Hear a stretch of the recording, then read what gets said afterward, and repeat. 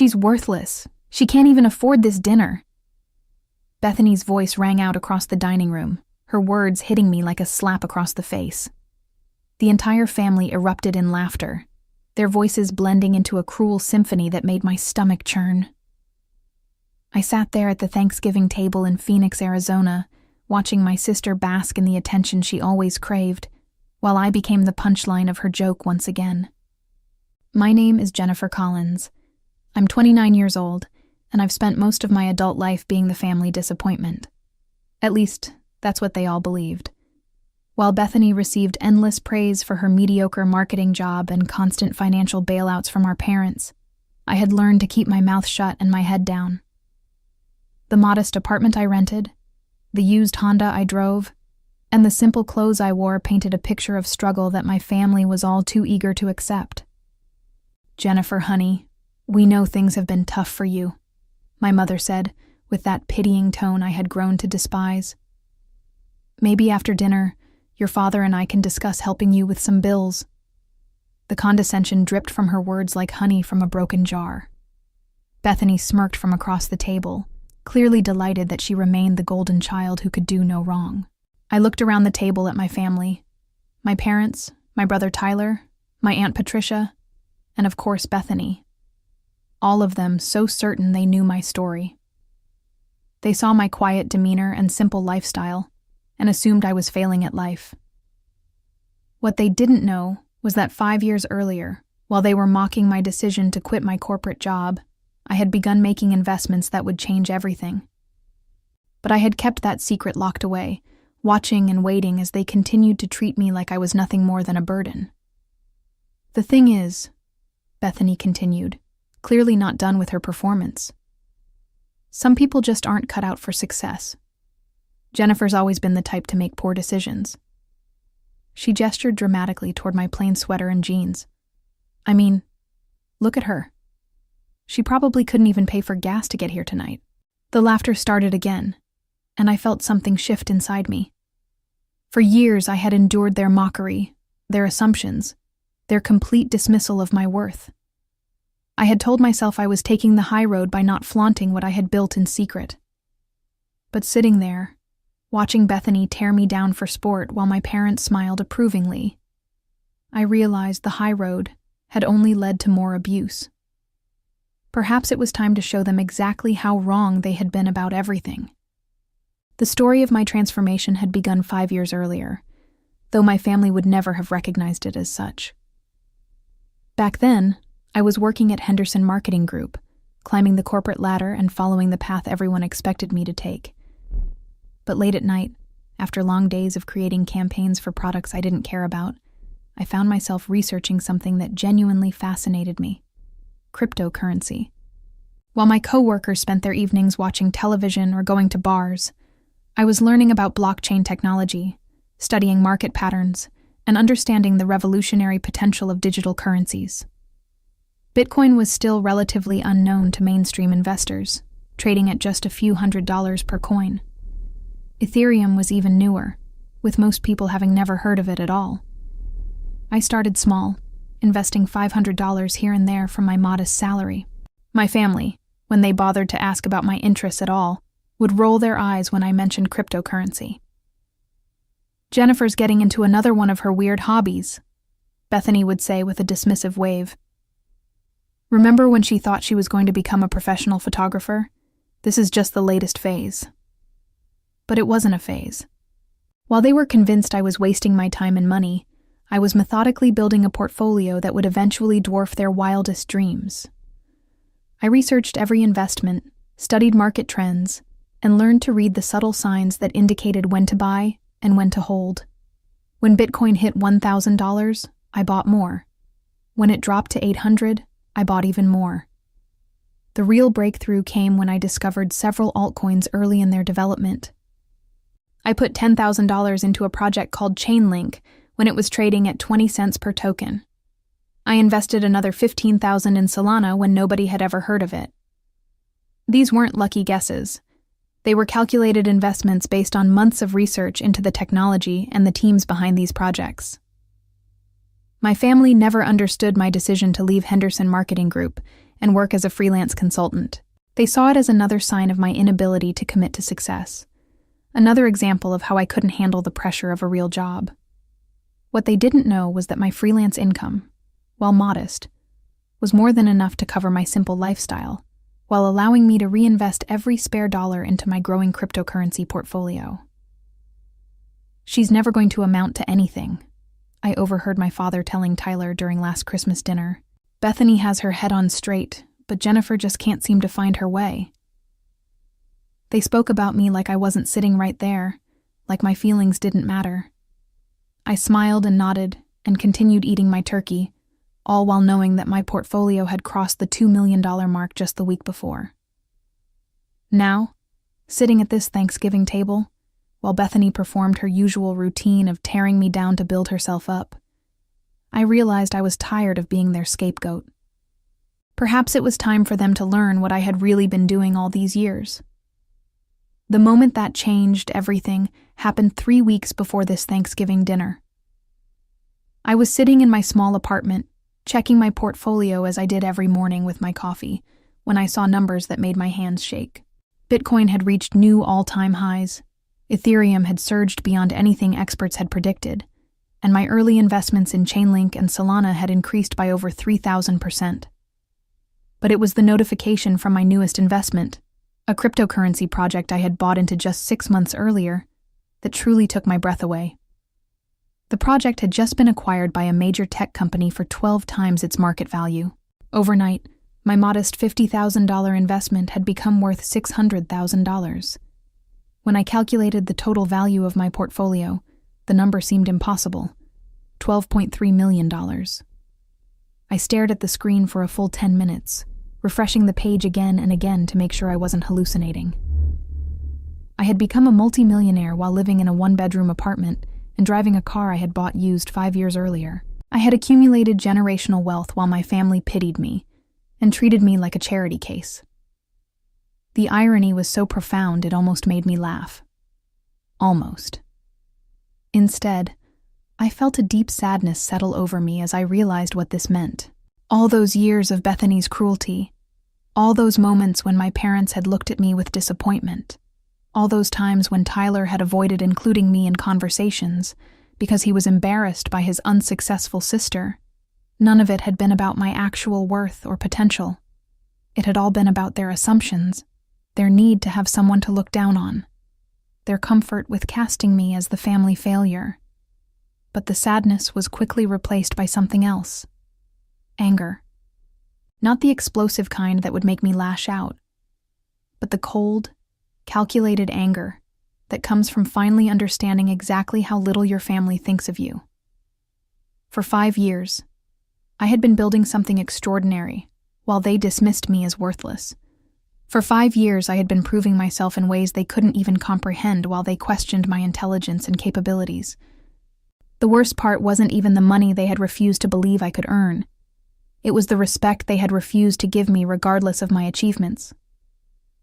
Bethany made $45,000 a year at her marketing job and acted like she was running a Fortune 500 company. She had never saved more than a few $1,000s in her life, yet she felt qualified to lecture me about financial responsibility. My parents had been subsidizing her lifestyle for years, paying her credit card bills and covering her car payments, yet somehow I was the one they worried about. As I sat there looking at my balance, I made a decision. I would give them one more chance to show me who they really were. And if they chose cruelty over kindness, if they chose to humiliate me instead of simply letting me exist peacefully, then they would finally learn what they had been overlooking all these years. The 3 weeks leading up to Thanksgiving had been a carefully orchestrated performance on my part. I continued my routine of checking my portfolio every morning, but now I was also preparing for what might be my final interaction with my family as they knew me. The numbers kept growing.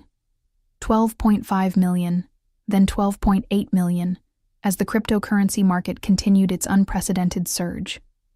During those weeks, I received the usual pattern of communication from my family. Bethany called twice, both times to complain about her job and ask if I had heard of any opportunities in my field, though she never bothered to ask what my field actually was. Tyler texted occasionally, usually forwarding memes or asking if I wanted to grab lunch, though he never followed through when I said yes. My parents called once to remind me about Thanksgiving and to subtly suggest I might want to dress up a little for the occasion. "We know you don't have much, sweetheart," my mother had said during that call. "But maybe you could borrow something nice from a friend. Aunt Patricia will be there, and she always asks about you kids." The implication was clear. They were embarrassed by me and wanted me to at least pretend to be successful for the extended family. I spent those weeks watching my family's social media posts with new eyes. Bethany shared photos of her modest apartment like it was a mansion, posted pictures of her $24,000 Honda like it was a luxury vehicle, and constantly humble bragged about her amazing career that barely paid enough to cover her expenses. Tyler shared posts about his weekend activities: dinner at chain restaurants, trips to the local mall, nights at sports bars, all while portraying himself as living his best life. My parents, meanwhile, constantly shared articles about financial responsibility and the importance of hard work, usually accompanied by comments about how some people just don't understand the value of a dollar. The passive-aggressive nature of their posts wasn't lost on me. They wanted the world to know they had raised one successful daughter and one disappointment, and they weren't subtle about which was which. The irony became even more pronounced when I did some research into my family's actual financial situation.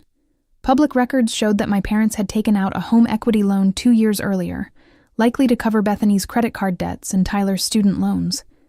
They were leveraging their own retirement security to maintain the illusion that their golden children were successful, while treating me like I was the financial burden. As Thanksgiving approached, I made some strategic decisions. I bought a simple dress from Target. Nothing expensive or flashy, just something presentable. I scheduled a haircut at a budget salon. Nothing that would draw attention but enough to look put together. I wanted to look exactly like what they expected. A struggling woman trying her best with limited resources. The day before Thanksgiving, I did something I had never done before. I took a screenshot of my portfolio balance, $12.2 million, displayed clearly on my phone screen with the bank's official app interface. I stared at that screenshot for a long time, knowing it represented more than just money. It represented 5 years of being right about something, when everyone around me insisted I was wrong.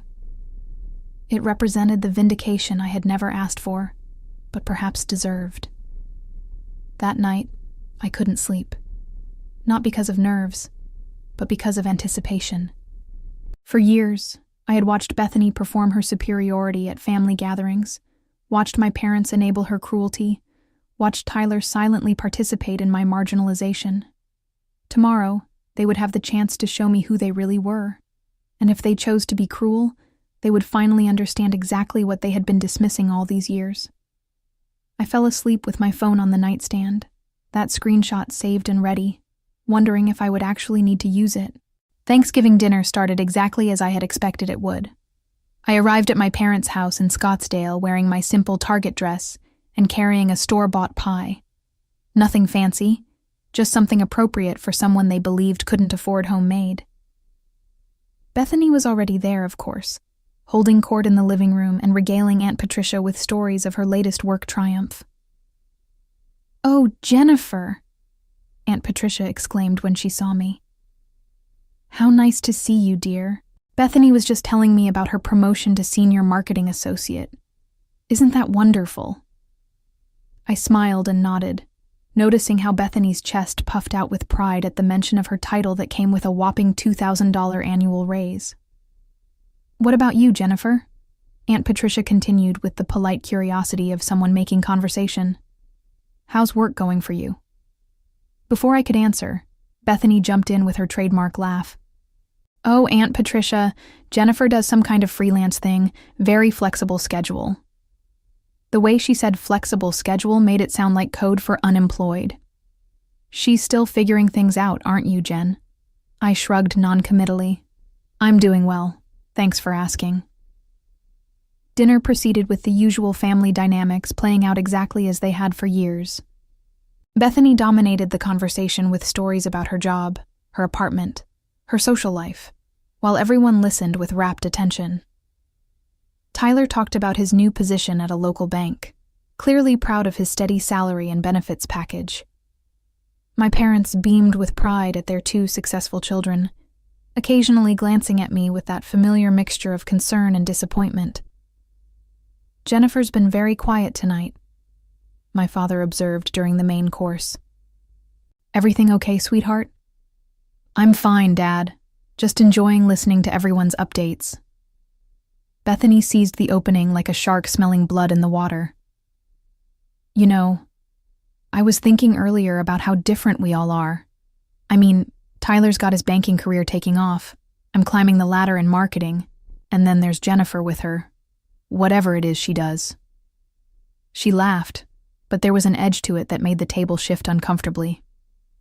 "Bethany," my mother said with mild reproach, though her tone suggested she found the comment more amusing than offensive. "What?" "I'm not being mean. I'm just saying we're all at different places in life. Some of us are building careers and contributing to society, and others are still trying to find their path. There's nothing wrong with that." But her smirk told a different story. The conversation moved on, but I could feel the familiar pattern building. Bethany was working up to one of her performances, the kind where she positioned herself as the successful sister and me as the cautionary tale. I had seen it dozens of times before, and usually I just endured it quietly until I could escape home. But not tonight. Tonight, I found myself paying attention to every word, cataloging every slight, every assumption, every moment of casual cruelty. When Bethany complained about her student loan payments, I noted that they were only $300 a month, less than I typically spent on a single cryptocurrency purchase. When Tyler mentioned his salary increase to $38,000 annually, I calculated that my portfolio had gained more than that in interest over the past month. As we moved into dessert, I could see Bethany gearing up for her grand finale. She had that look in her eyes, that predatory gleam that meant she was about to say something particularly cutting. I straightened in my chair and made sure my phone was easily accessible in my purse. Let her make her move, I thought. Let's see exactly who you really are.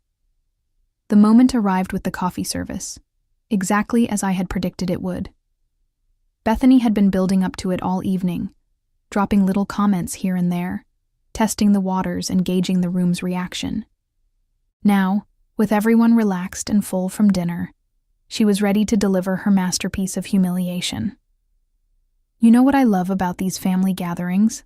Bethany began, her voice taking on that theatrical quality she used when she wanted to command attention. "It's how we can all be honest with each other.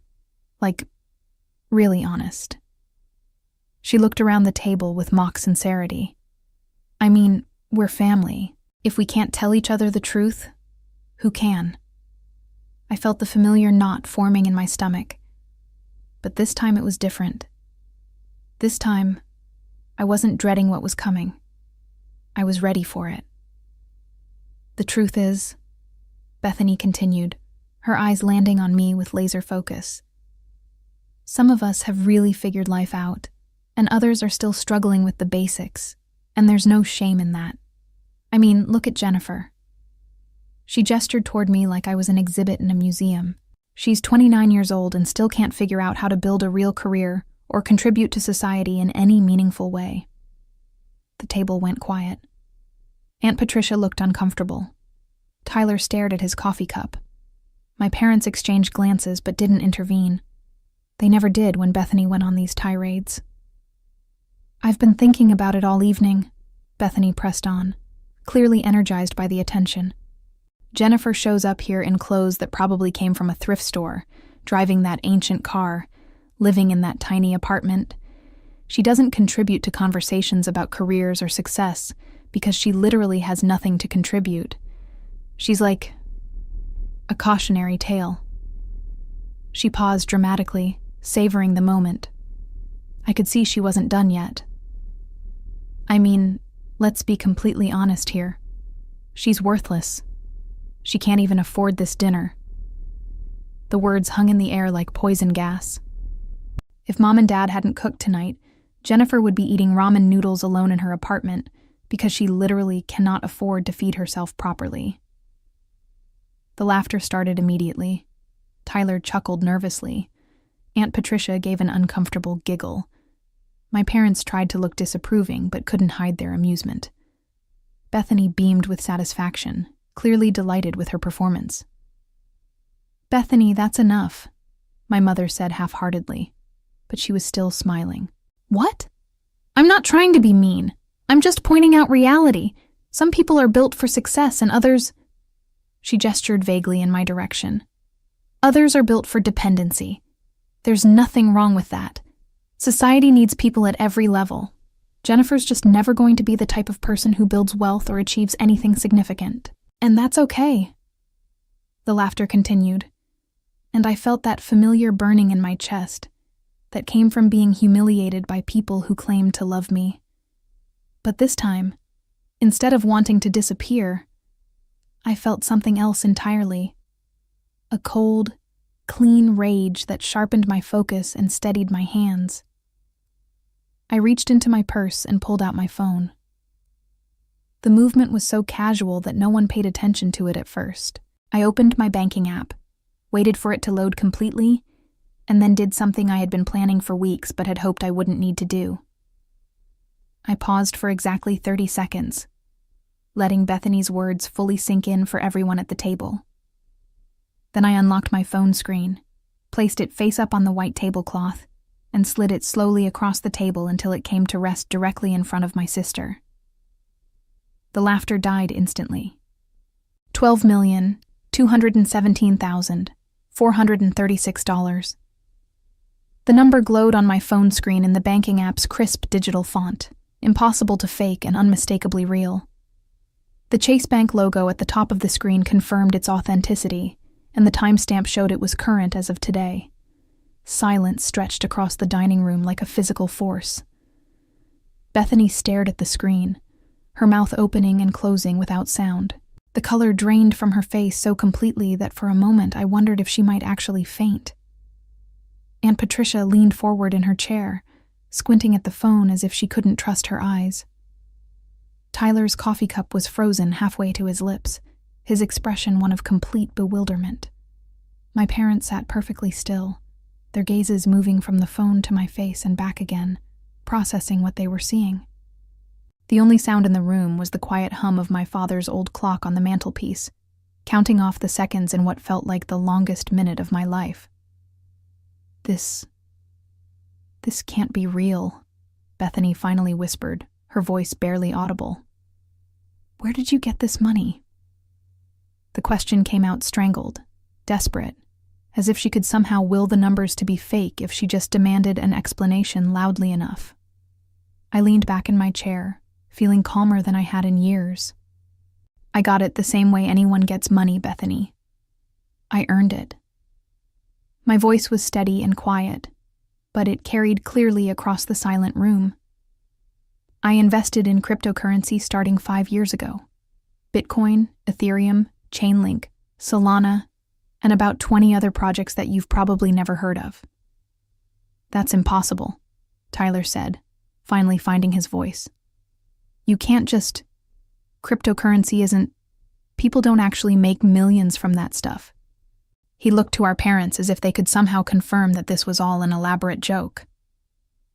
I reached across the table and picked up my phone, checking the balance one more time before turning the screen toward the rest of the table. "Actually, quite a few people have made millions from cryptocurrency. You just have to know what you're looking at and be willing to take calculated risks." "I started small," I continued, watching their faces as the reality continued to sink in. $500 here, 1,000 there.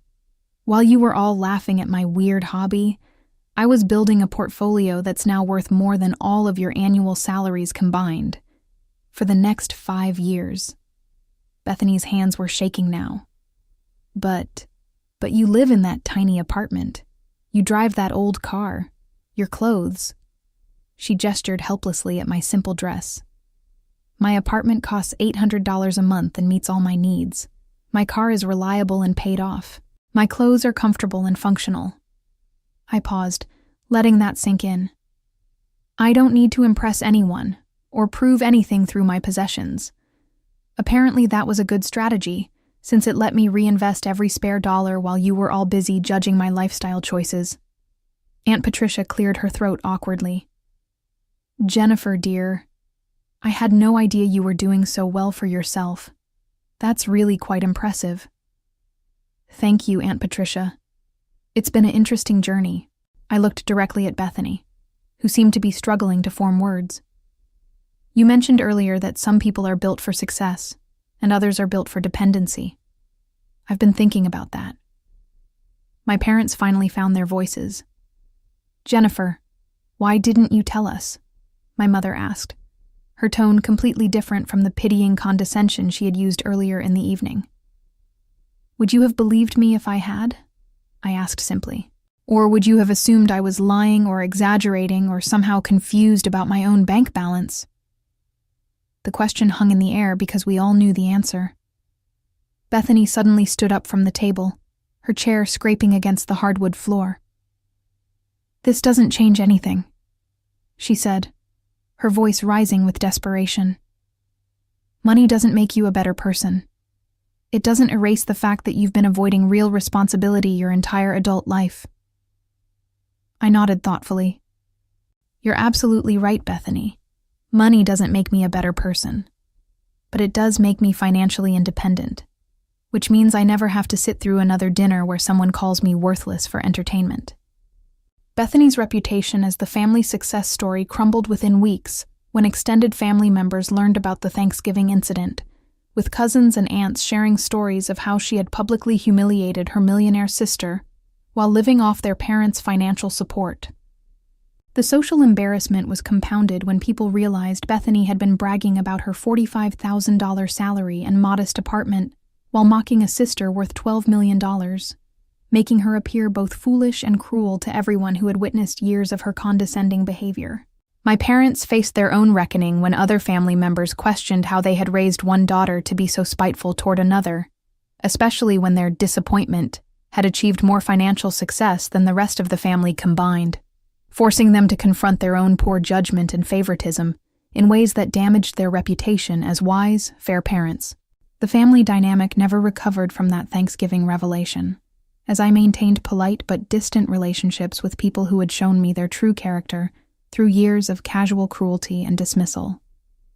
Bethany's attempts to rebuild bridges were met with my simple observation that someone who would publicly call their sister worthless for entertainment was probably not someone I needed in my life, regardless of apologies or changed circumstances. I moved to San Diego 6 months later, buying a beautiful home overlooking the ocean, and found peace in surrounding myself with people who valued character over appearances and kindness over performance. As I watched the sunset from my new deck, I reflected on how Bethany's cruelty had ultimately given me the greatest gift of all: the clarity to see that some people's opinion of my worth said far more about them than it ever did about me.